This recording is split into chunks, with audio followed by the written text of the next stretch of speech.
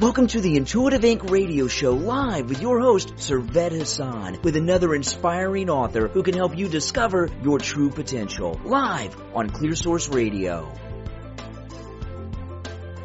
Hello, everybody. It is Sunday night, and I am indeed Servet Hassan. And yes, I have a great show because we're going to be talking about lives that happened, earlier lives, but not earlier in this lifetime, other lifetimes. My guest tonight is Dena Merriam, and she has written a fascinating book. I read it, called My Journey Through Time. It's a spiritual memoir of life, death, and rebirth, and she is on live tonight from New York City or New York State, but just outside of New York City. Anyway, she's a fascinating woman. She's done a ton of things, so I can't get into all of them, but she got her MA from Columbia University, and she served on the boards of Harvard University, the Center for the Study of World Religions, the International Center for Religion and Diplomacy, among many others. She's also a managing partner at Finn Partners and a partner and vice chair at Rudder Finn.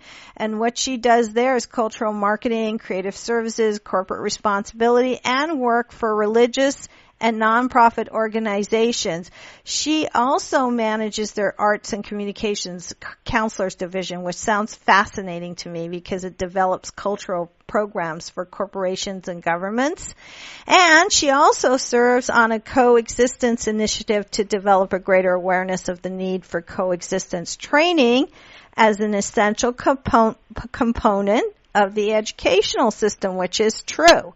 And one thing I found really fascinating and that I love is that she also founded the Global Peace Initiative of Women, which is really, really important. It's an organization chaired by a multi-faith group of women spiritual leaders. When do you sleep, Dena? I don't get enough. It's true. You must not. No. Welcome. Thank you for joining us tonight. Thank you. It's a pleasure to be here. I know you're calling from outside of New York, and it's already late there, so I appreciate on a Sunday night you taking the time to call in and talk to us about this fascinating book that I just read. So, and I loved it, by the way. Oh, I'm so glad. That makes me feel like it's worth all the effort. It is worth the effort. I have to say you're very brave, too, because not a lot of people are going to talk about past lives. You happen to connect to them, but, so many people are afraid of that because, one, they don't want to be, I guess, ridiculed almost for, are you telling the truth? Are you not telling the truth? Do you really think you're reincarnated? People there's a lot of stigma around this whole subject. There is, and I had to deal with that actually when I decided to publish the book. Mm-hmm. The reason why I decided to, I had been recording these stories, and when I finally put it together, it seemed like it all hung together and there was a pattern. And a friend of mine had just been diagnosed with pancreatic cancer, and she knew I was writing. She was a writer, and she asked me if she could read the manuscript. And so I let her read it, and she was so moved, and it helped her so much. She subsequently died, but at the end of her life, it really helped her, and she encouraged me to publish it. And so I really thought a lot about, putting my name out there, and I had colleagues that I had worked with that said, well, maybe you should not put your name, put a pseudonym, and I said, if I'm going to do it, I'm going to do it. That's right. Why not? Yeah, exactly. Yeah. I'm very happy that you did it. I really am. I think it's important. We should just do what we do and not care what people think. I think you have to speak your truth. Exactly. You have to speak your truth. Exactly. One of my first mentors was Terry Cole Whitaker from 100 years ago, but and she was really big in the 80s and sort of the Joel Osteen of those days. And her first bestseller was "What You Think of Me Is None of My Business." And I still have that book. It's true. It is true. Anyway, so you started recording what was coming to you through triggers, as you said in the beginning in your introduction, and then it just sort of kind of melded together. And so, do you? Well, I got bits and pieces at first, and then a whole narrative. I felt like I was in the middle of a movie. And I was watching myself in the movie, and I saw a whole narrative unfold, and a whole lifetime, really, in quite detail. And I just what to do with this information I was receiving, hearing conversations, seeing scenes, and it all it was so real to me because I identified people. I acted as something of a detective, checking out places that I had seen, checking out the time period I saw myself in, and it all was confirmed. I even took a trip at one point to look for a street that I had seen in one of my memories in the meditation, and I found that street. And so, gradually I just came to accept it all. Wait, what happened when you found that street? Did you get goosebumps? Did you just know was it familiar when you actually found it? It was familiar. Yeah. I had seen a certain street in Europe where I saw the Nazis marching in. I remember standing at my brother's window, looking out to the right, and they were coming in from the right, marching down a big boulevard in the 1930s. And when I went to that place, I found the boulevard, and I didn't, and then of course I checked out historically, and sure, that's where the Nazis had marched into that city.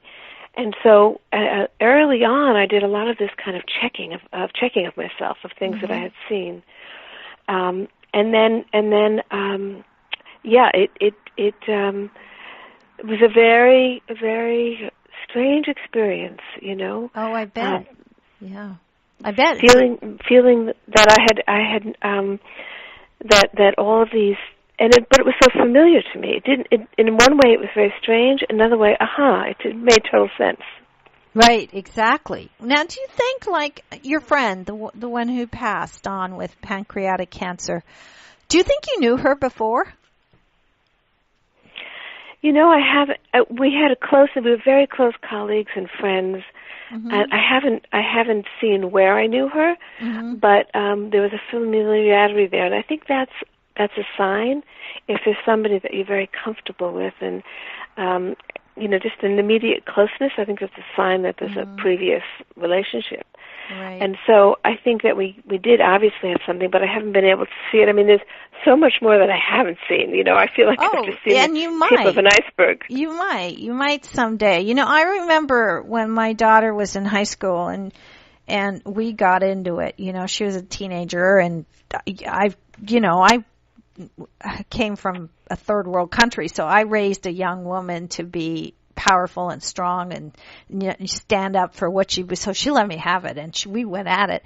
And then I said to her, well, it's not my fault. When you were up there, you picked me, and next time you should take some more time to pick the right mother. And she started laughing. She goes, do you really believe that? I don't know where that came from. But I truly did. I don't know where it came from, but that's what I blurted out at her.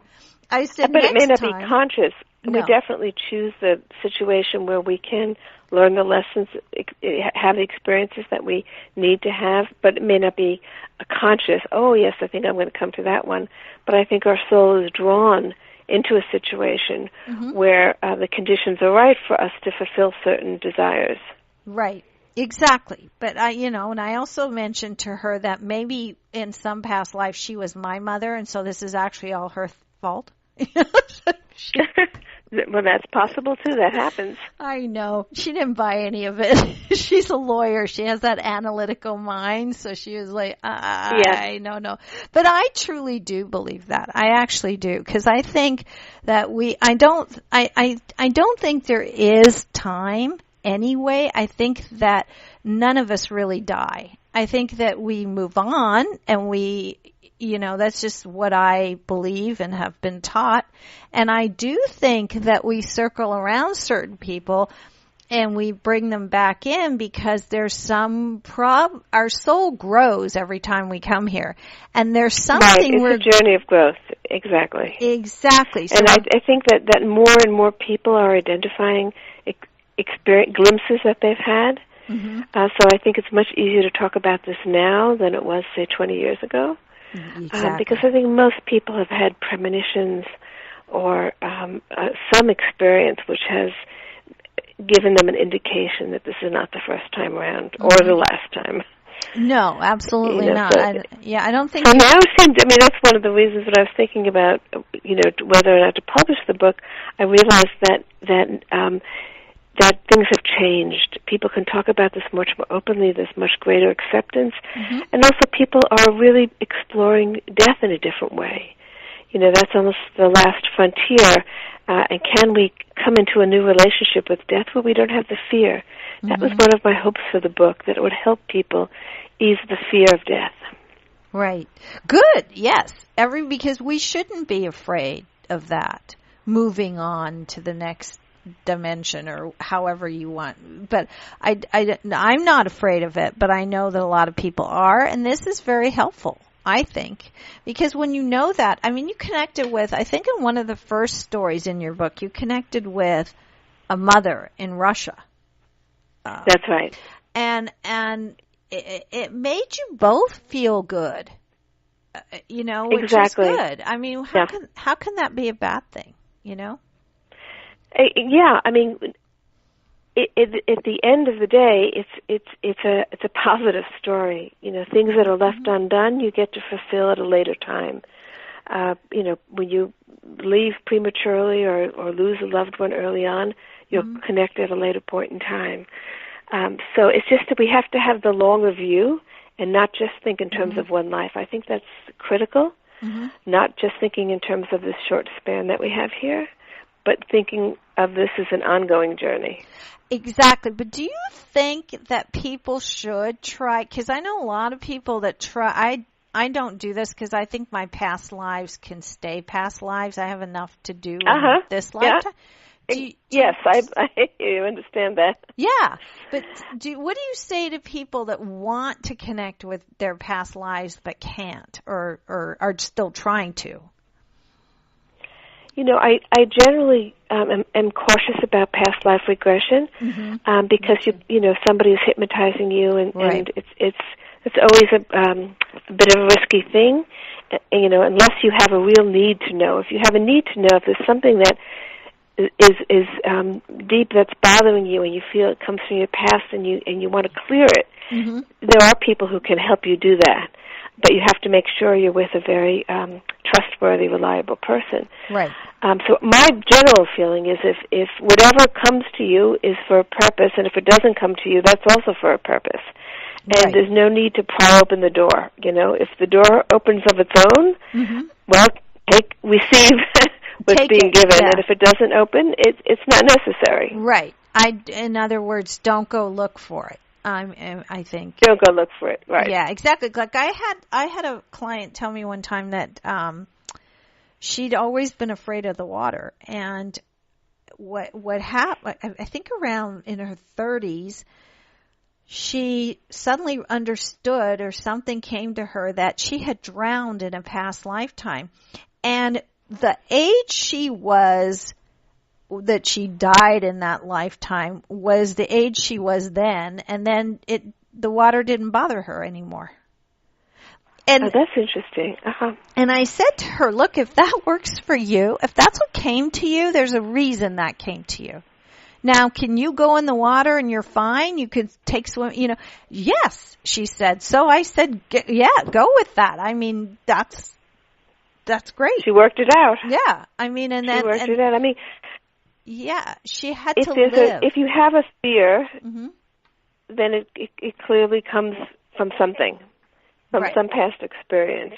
Right, exactly. And I think, and not necessarily in this lifetime, like you said, it can be a past experience in many lifetimes. And I also think, you talk a lot about this in the book too. You talk about karma. And what do you think that is? For the people out there? It's just like there are physical laws in the universe, law of gravity, what you throw up will come down. It's the law of thought and action. Every action, every thought has an outcome. So it's the law of cause and effect. And so what you put out there will come back to you. If you put positive energies out there, you'll reap the benefits of that. If you put negative energies out there, you'll reap the effects of that. And so our past deeds create the conditions for our current life. And so things, the people, unfinished business in the past creates the conditions for us to continue these relationships in our current life. Right. But in the same way, we are now creating our future. So what we do in our current life will create the conditions for the future. So to me, that was a great realization, because we think more, the past, what were we in the past? Well, there comes a point when you start realizing that you're creating your future by what you're doing now. And you have control over that. You can't change the past. You can change the way you react to it, but you can't change the events of the past, but you can affect the future. You can definitely either create a positive situation for yourself in the future or a negative situation. And so it made me much more mindful of how I live my life. The whole process was a tremendous awakening for me, this process of seeing my past. It wasn't just a matter of curiosity. It was a matter of seeing how the law of cause and effect works, how things in the past create patterns that create the conditions for your current life. And we are now either continuing or creating new patterns that will create the conditions for our future. Exactly. Well said. Honestly, first of all, I wanted to say, karma itself, the Sanskrit word means action. So there's good karma and bad karma. It's not necessarily good or bad. It's just an action. It's neutral. It's just an action, right? Yeah. It's law and effect. It's cause and effect.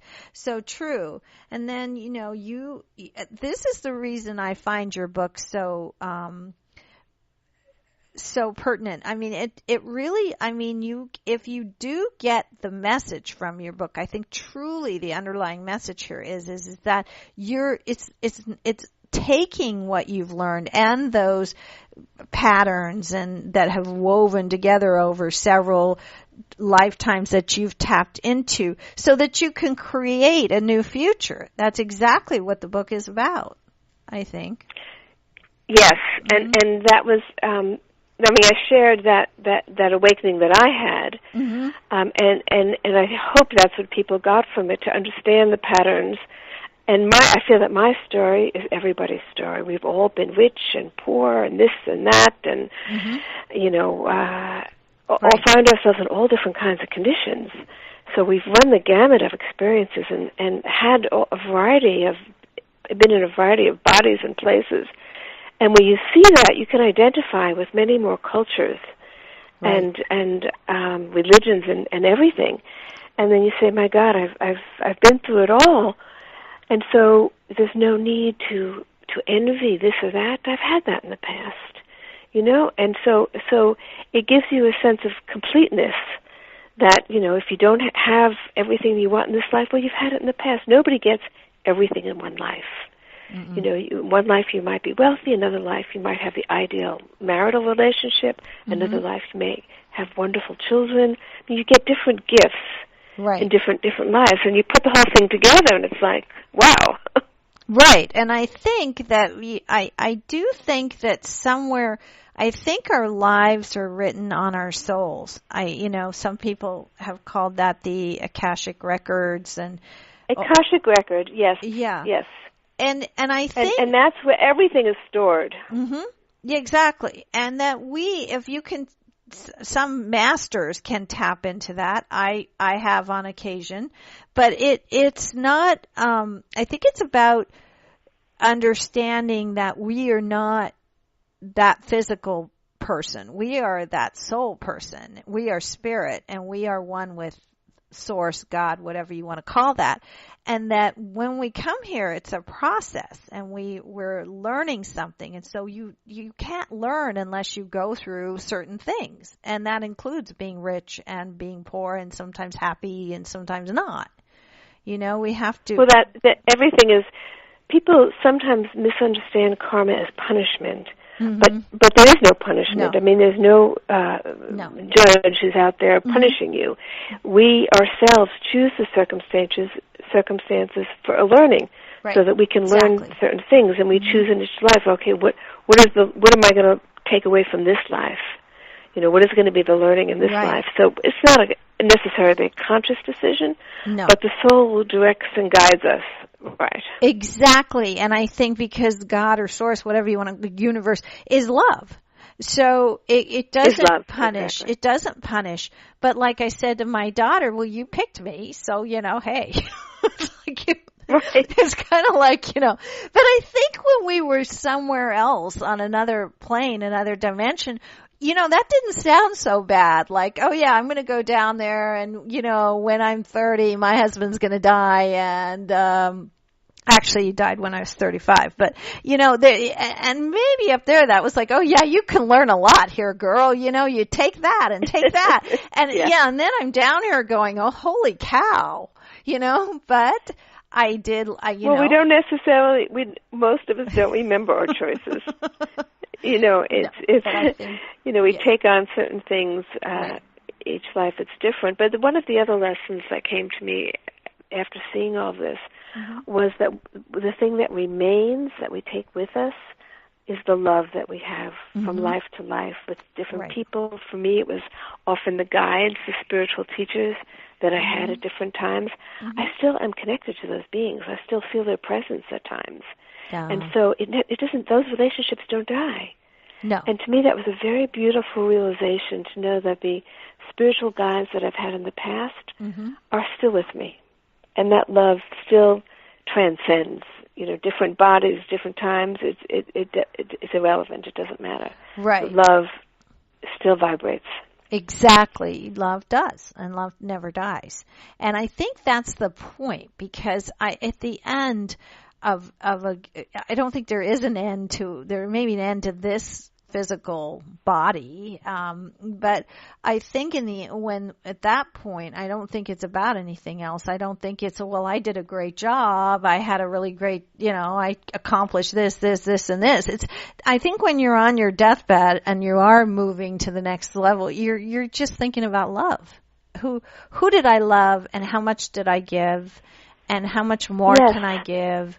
That's what I think in the end comes out. And I think it's worthwhile to think what are the highlights of your life, because when I look back at my memories, they're highlights. I can condense a life into 40 pages. They're different highlights of things that really made an impact on me. And so often I've thought back, okay, what are the highlights of this life? What are the things what are my memories going to be? What are the memories that I'm going to take with me? Right. And then when you do useful exercise.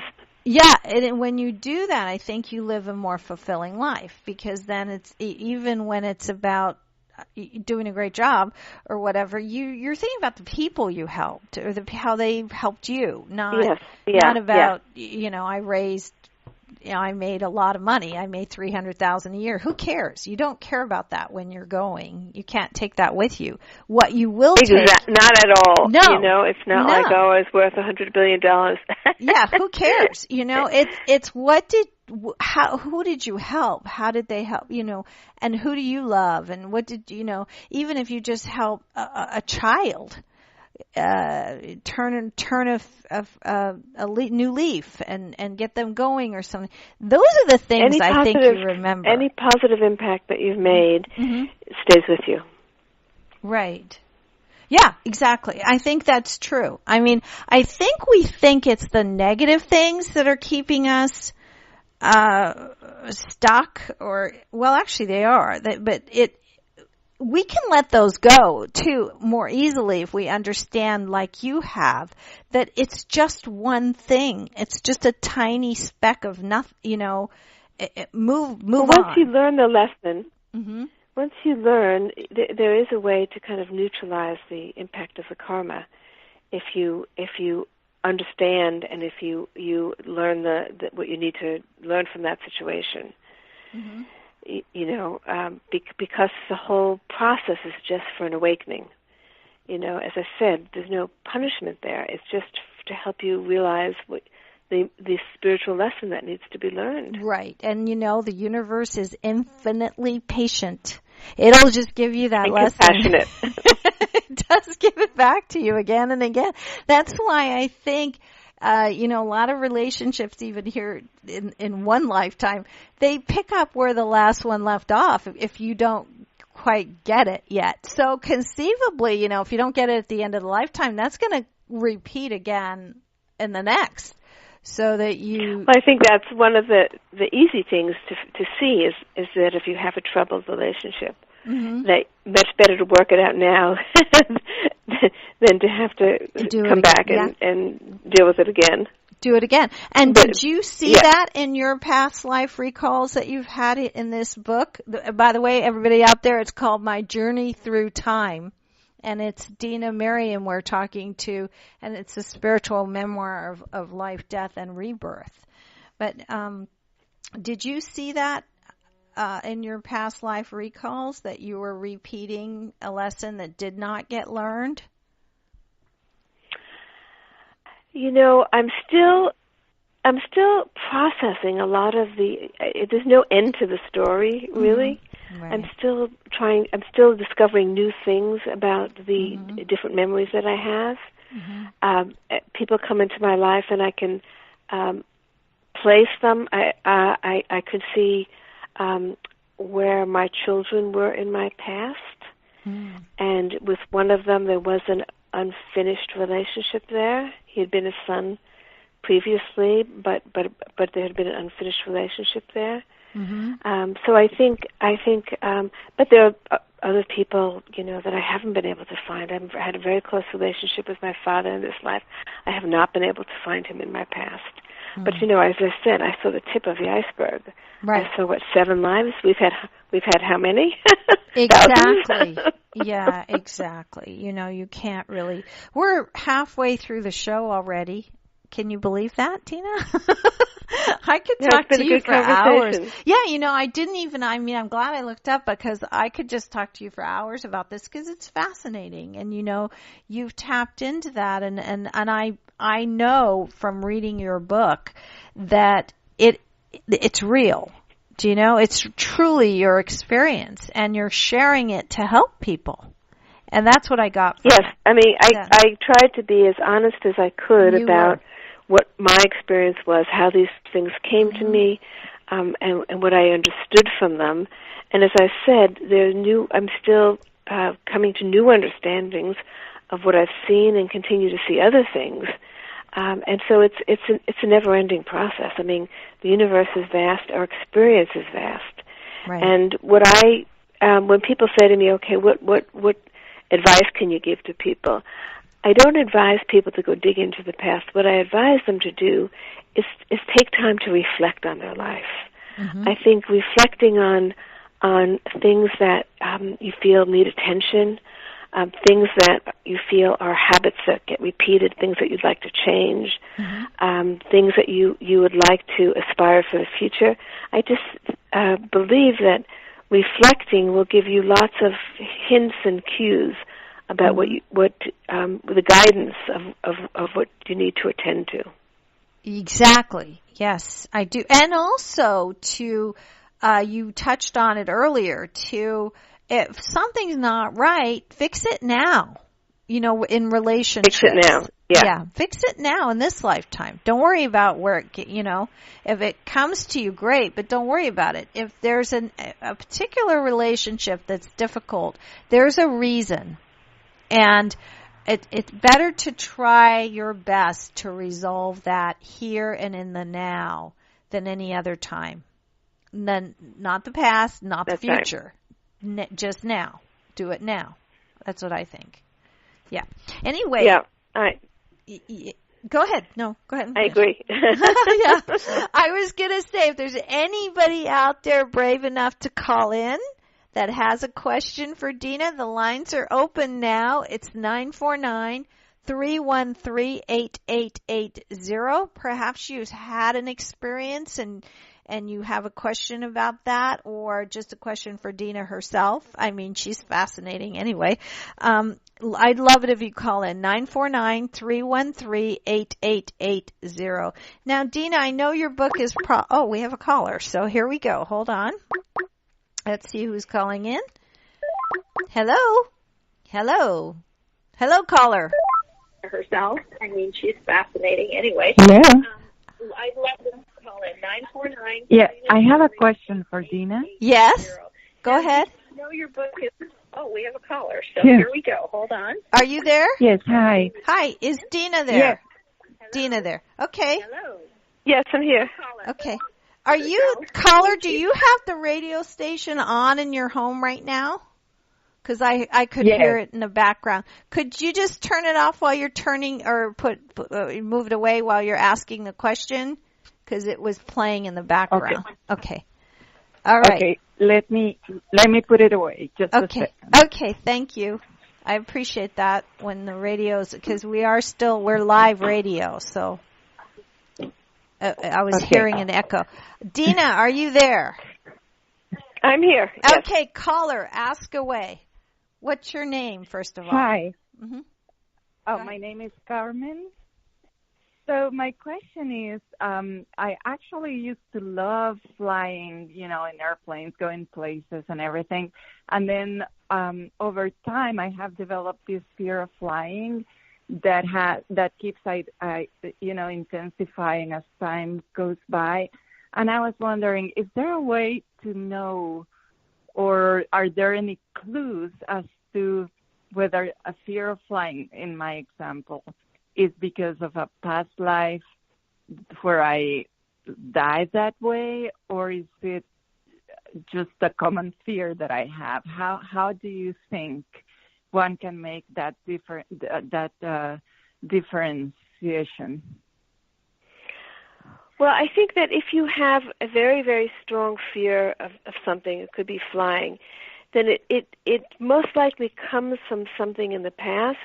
It doesn't necessarily mean that you died in a plane, because you don't know, if you were in a plane in your past. Planes are relatively new, but it could have been another situation that the flying in a plane evokes that memory, and you could have died in some kind of vehicle or something. That for some reason the plane evokes a memory, a subconscious memory that stirs a fear. I do know that if it's a real problem for you, I do know that people can, with a trained hypnotherapist, somebody who's very competent can go back and try to find that. But it depends upon if it's a real issue for you or not.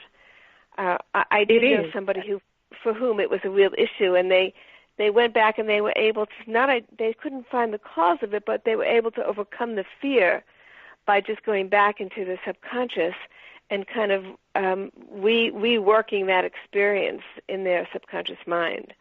So there's some blockage that where you can be helped, but you just have to find a competent person. Okay. You most likely come from something in the past. Right. Okay, I appreciate it. Thank you so much. Thank you, and thank you for listening. Thank you for listening and calling in, and I appreciate that. Thank you very much. Okay, bye-bye. Bye.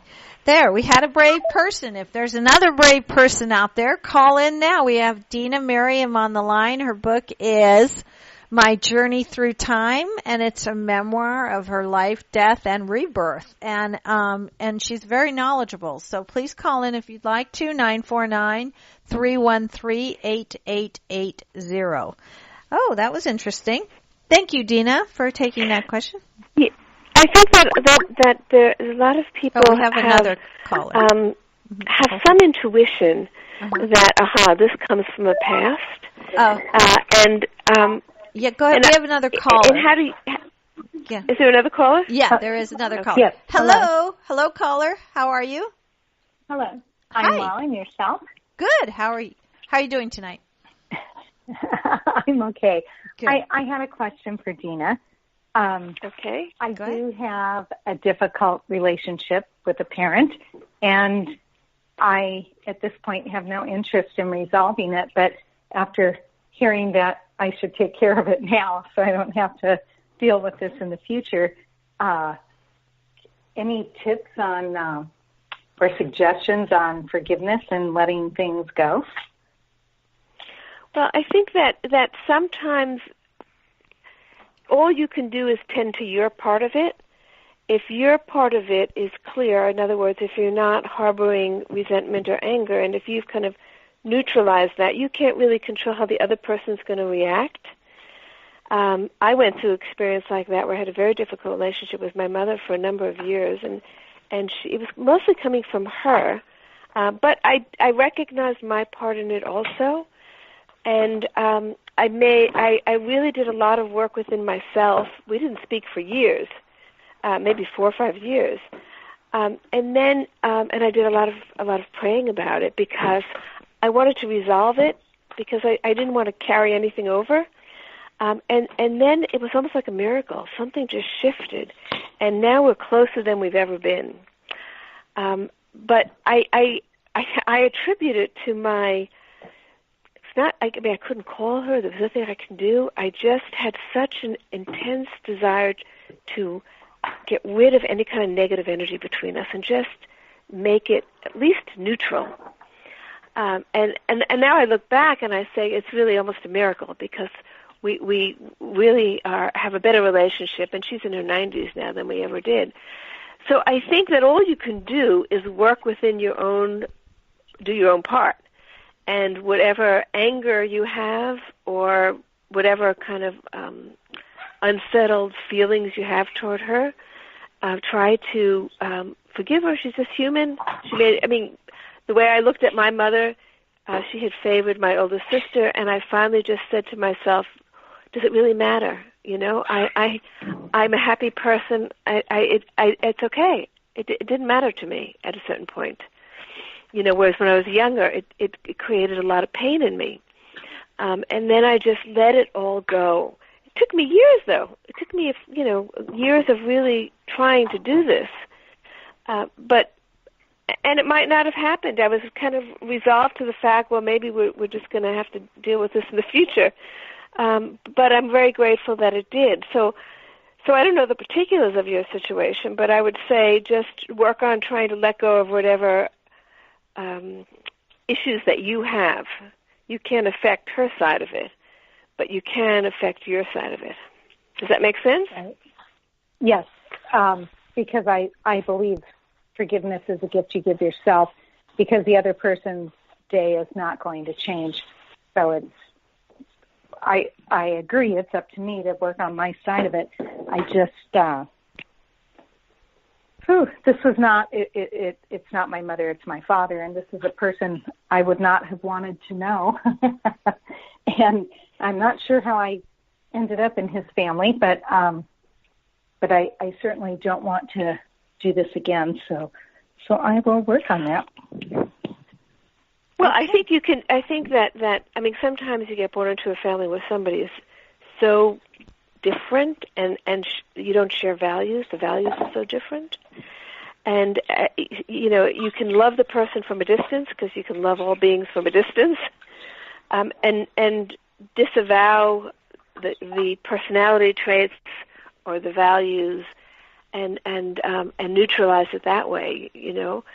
Sometimes it's better to keep a distance if somebody has a negative energy. For example, you also have to be self-protective, and if somebody has a negative energy, or if their values are so foreign to you, you can't relate to them, then it's better to love from a distance, I think. I would agree with you. Well, thank you very much. I hope that helped you, caller. Did that help you? Good luck with that. Yeah. Thank you. Thank you for calling in. That. Take care. Thank you. Bye. Thanks for listening. That was an interesting question, too, Dena. They're very interesting. I mean, these are all you started to say something right before the second caller called in about the fear of flying, and I think it also has to do with this as well. I think that we need to reconnect with something inside of ourselves, and part of that is meditation, which we didn't touch on, but I can't not meditate every day, and I think you do too, probably, right? Right. Yeah. And I attribute my meditation to the awakening of these memories because I had been a very serious meditator for many, many years, and a lot of these memories came to me in meditation. Mm-hmm. And people have different experiences in meditation. this happened to be the way my meditation spoke to me, but I know for other people they have out-of-body experiences. They see all kinds of lights. They go into different dimensions. That doesn't happen to me. This is the way my spiritual unfolding came about. And so I recognize that everybody has a different experience. Right. And we shouldn't compare. We should just say the variety of spiritual experiences, that's part of the beauty. So I think that meditation is an important part, and I said it this way, I advise people to at least have some reflective time, because meditation may not be everybody's calling. I highly recommend it. It's changed my life, but I say at least to reflect on your life.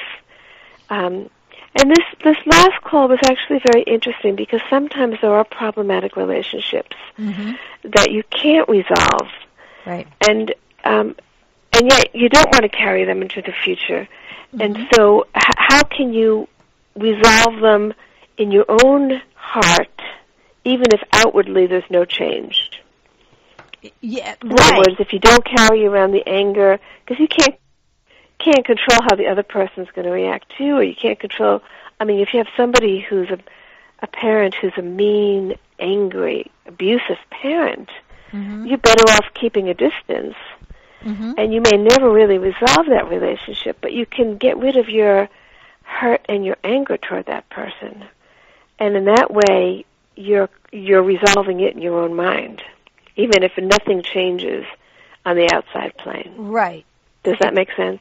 It does to me, absolutely. And that's true, because you can't change other people, but you can change yourself. And you may not be able to change the circumstances, as you've said, but even in this lifetime or past lifetimes. But what you can do is change how you react to that, how you let that affect you. You know, that's all we have control over. That's right. We have total control over how we react to circumstances in our life. Right. I mean, I just did a dialogue on healing work, and there was a woman who had witnessed her mother being shot by her father, and she could have become a very angry person. Right. But she didn't. She became a very loving person. Right. And she turned to the earth for her healing and just started working with the earth. And the earth became her mother. And I was so struck by how she had used that circumstances to open her heart rather than close it down. She was 23. And so we can't control the things that come to us in life, but we can control what we're going to become as a result of them. Correct. Exactly. I think the definition of wisdom for me would be learning the lesson or understanding the lesson that's been given to me, and then no longer allowing that to affect me. So I got what it was about. I got what I learned. I got how I grew from that, and then I move forward. That to me is the definition of wisdom. So that took me a long time to figure that out. That it's true, and I use that with people. I think it does take a long time. It does take a long time. You have to go through certain life experiences, and you try this thing. Correct. Because everybody has some difficult relationship, right? Right. And so you try this thing, you try that thing. It doesn't work. You keep, and then at some point you realize that you've reached a point where you can only work on your reaction to it. You're not going to change the outer circumstances. Right. Sometimes, miraculously, the outer circumstances just shift once you've changed your attitude. Right. But exactly. You can't know that. No, but and it's not just about people, although it oftentimes is, because we grow spiritually more through our relationships than anything else. Yeah. But also, people out there, my listeners, not all of them, but most of them know that I was diagnosed with a very rare form of ovarian cancer last year, and I had a radical hysterectomy. I went through chemotherapy, and right now I'm fine. And I never once got mad. I never once got angry. I never once went into fear. I went into, what am I learning? How am I growing? What is this going to teach me? That's where I went. Right. And I think if you do that, it's because it's not about fighting anything. You know, it's like even when people say, let's fight the war on drugs, let's fight racism and all this other stuff. And it's all negative. It's fighting. Yeah, exactly. You know? Like Mother Teresa said, I will never go to an anti-war rally, but if you have a peace rally, invite me. And I never forgot that. So I kind of go there. And even with the hard relationship with parents or anybody, I think if you can just go to what have I learned? How am I growing from that? You can't change that other person, but if you can go in you and take that lesson and use it in a positive aspect, it will change your life and it will go away too. I think also when you see the other parents that you've had, I mean, I had been looking in my current mother for what I had lost in my previous mother, who I was very close to, and then I finally made peace with the fact that that's not who my current mother is. She's who she is, and she's got a lot of qualities that are difficult for me, but she's also, I can enjoy her in a. Once I made peace with that, I could just enjoy her for who she was. And so it's, but I think you're right. We're not just talking about relationships here. We're talking about health situations. We're talking about work situations. I know that quite a number of people who've healed themselves of cancer through not having an attitude of fighting, but an attitude of just, what is it I learned from this? Right. And how can I just, how can I heal whatever needs to be healed? Exactly. And be whole again. So I think that we have to reflect on all these different things. Whatever comes to us in life, we need to reflect on and say, what's the best way of approaching this situation?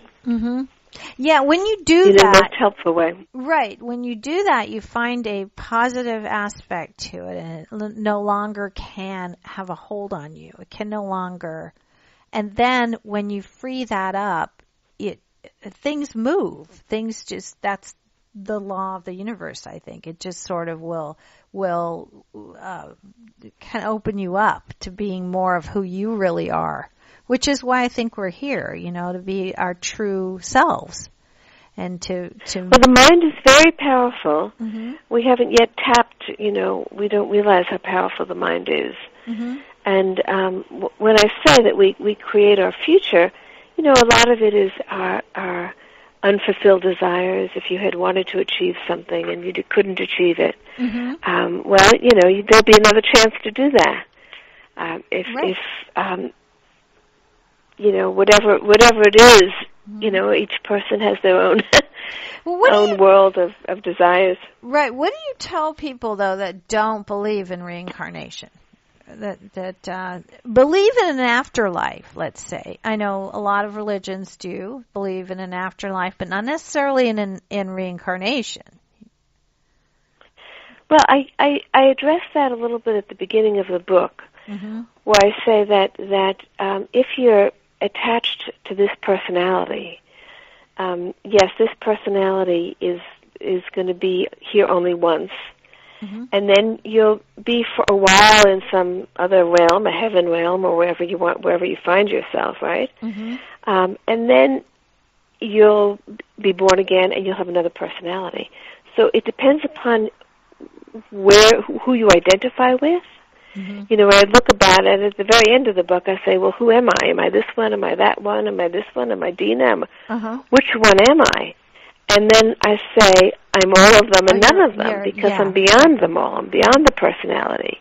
I'm the soul. So most religions talk about the soul. So what is the soul?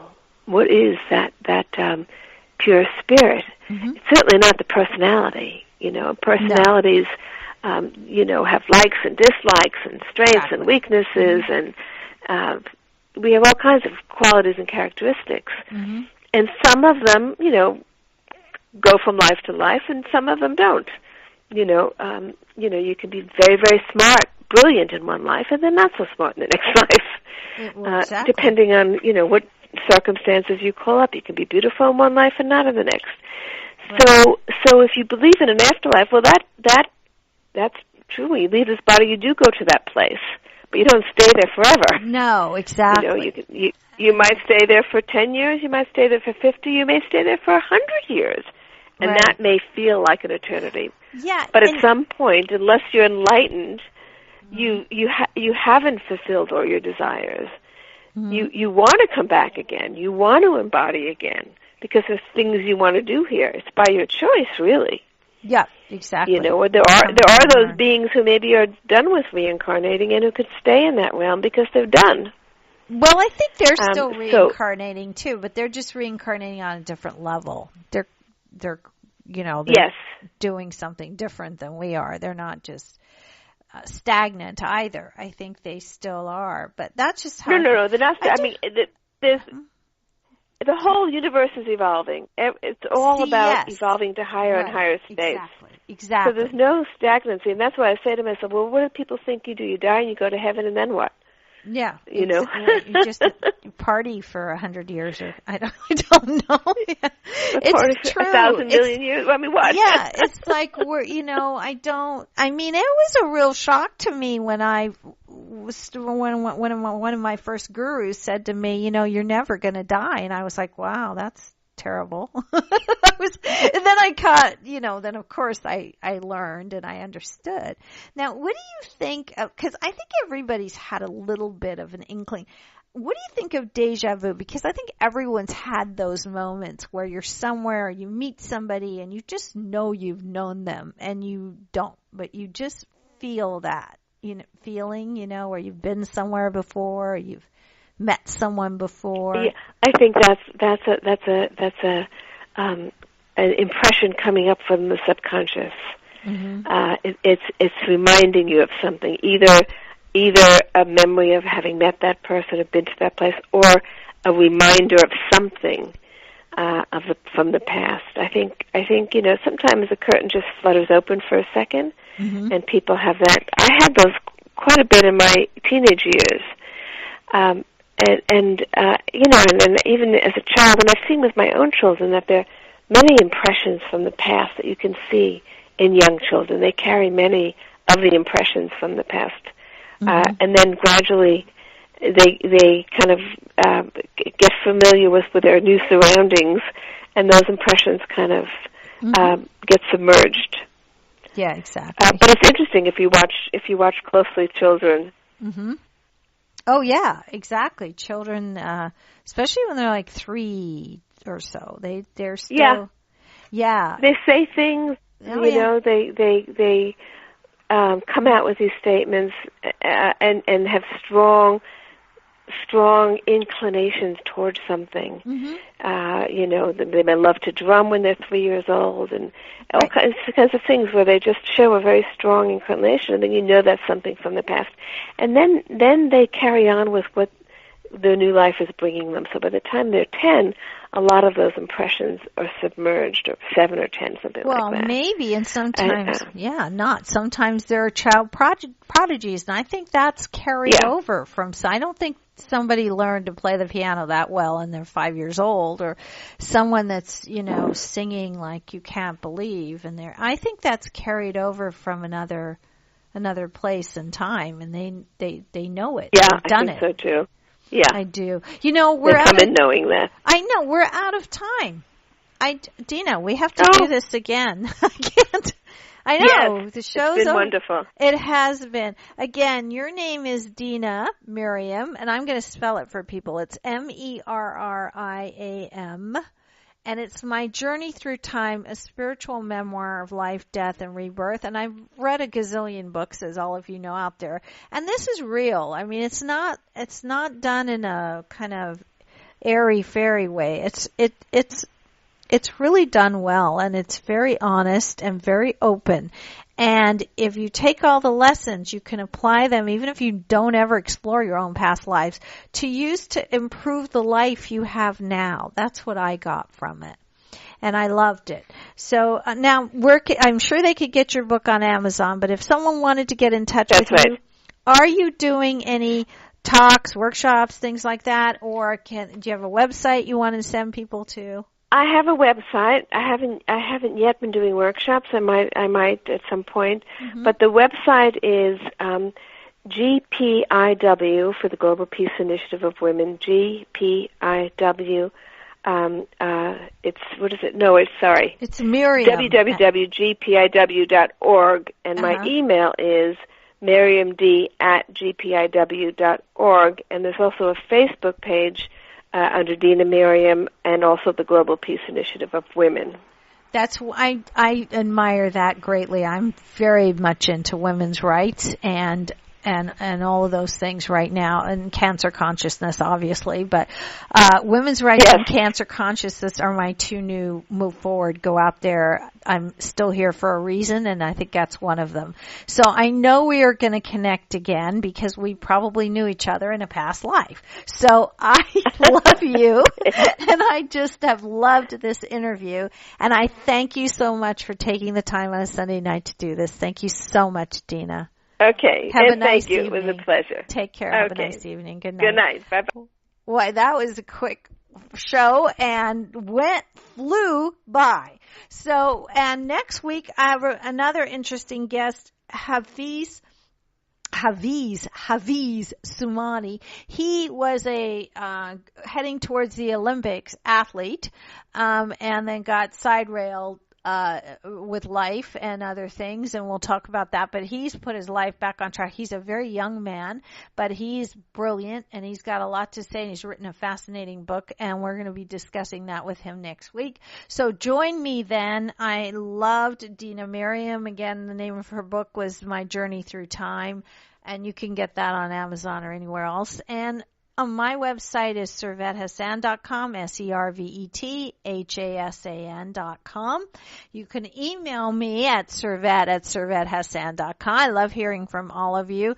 The websites are all being updated right now, and like I said, my two new projects are cancer consciousness, because I want to save lives, and especially women's lives, because it's the female cancers I'm concerned about that women don't get to soon enough.